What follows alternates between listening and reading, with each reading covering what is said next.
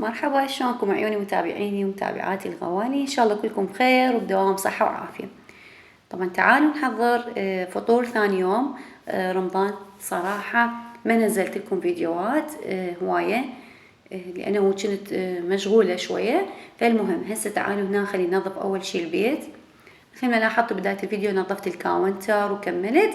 اجيت هنا دا انظف الزولية او الموكيت.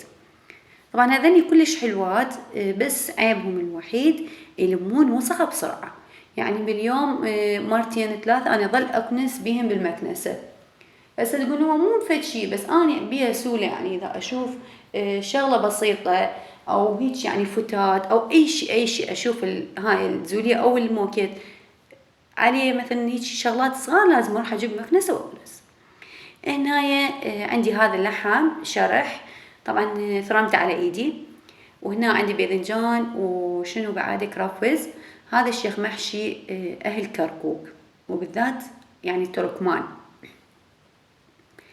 هنا ناخذ الباذنجان هذا اعتقد مرة سويت لكم اياه بالقناة قبل سنوات يعني اول ما بديت. هنا ناخذ بس الفوق مالت الباذنجان كامل. شوفوا بدون قش يعني بدون ما اقشر او اسوي شي لا هيك طبيعي واخذ من عنده بس الجزء الاعلى وبعدين احفر الباذنجان. تشوفون طبعا انا سويت كمية على قد الفطور لان احنا ما نحب الفطور يتكرر ثاني يوم. يعني الاكل اذا يبات ما ياكلوا الا شام يكون يعني اكون مشغولة او عندي شي مثلا ما سويت فطور فعادي. هنا مثل ما قلت لكم هيك نحفر الباذنجانة نطلع اللب مالته ما نحتاج اللب. بكيفكم اذا تضموا للدول ما تضموا شي ثاني بكيفكم بس انا بالنسبة لي اصلا ما احتاج لب فتخلصت من عنده. وهسه ايش اسوي؟ اروح احمس الباذنجان حمسته كامل بالدهن والحشو مالتي هماتي طبختها.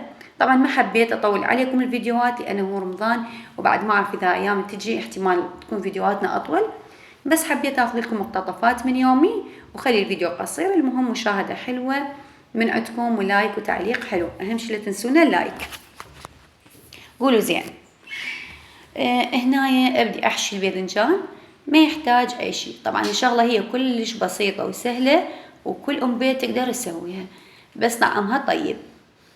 توابل اضيفها مجرد فلفل اسود ومعجون وهاي هي وملح. حتى اللحم مثروم فلفل اسود وملح وهاي. اذا تحبون تضيفون توابل اخرى ضيفوا بس هي المرقة الحمراء ما صير بيها توابل. فهنا فقط نكتفي بالفلفل الأسود والملح. شوفوا هنا لفيت الكرفسة على باذنجان هيك تصير ونرتبها كلش حلو بالجدر. هاي هي ما تنفتح لا ما تنفتح عادي تبقى هي هيك بهالشكل وما عليها شي لا تخرب ولا هم يحزنون. هيك كملنا كل الكمية. طبعا ظل عندي اللحم هذا اقدر اسوي باي شيء يطلع يعني بعد باذنجاناتين هماتين اطلع لي بس انا اكتفيت كافي 6 لان احنا كلش قليل ناكل. تعرفون الصائم ما يحب ياكل هواية اكل وبعدين اكو عصائر ولبن وهالسوالف فاكتفيت ب6 وحدات يعني على عددنا واحد زيادة. وبقى اصلا حتى بقى من عنده لانه احنا مو اكالين. فالمهم هنايا خليت المعجون والفلفل الاسود وملح وكبسته بماعون.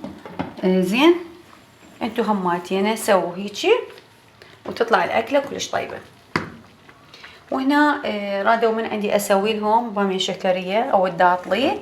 زين سويت وياها وسويت حلاوه التمر وخضره وشوربه عدس وتمن وخير ونعمه من رب العالمين. وسهمنا وسهمكم ألف عافية. طبعا لا تنسونا باللايك الحلو لأنه نستاهل. زين حبيباتي أهم شي لايكاتكم وأشكر كل وحدة تعلق لي كلام حلو. طبعا هذا من ذوقها أكيد وأني جدا شاكرة لكم. وهاي سفرتنا بالتالي. وحبيت هنا أسوي اللقيمات هماتينا. زين صارت عندي جزء من حلاوة هنا بامية شكرية وحلاوة تمر وتمر سادة واللقيمات.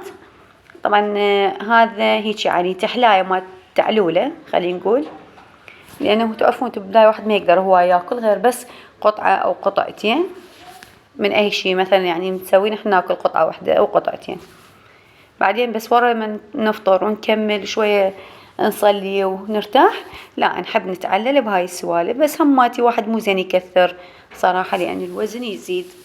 واحجولي وزنكم يزيد لو ما يزيد برمضان؟ أنا إذا ما أحافظ على أكلي يعني آكل هواية وزني يزيد، بس إذا حافظت لا والله.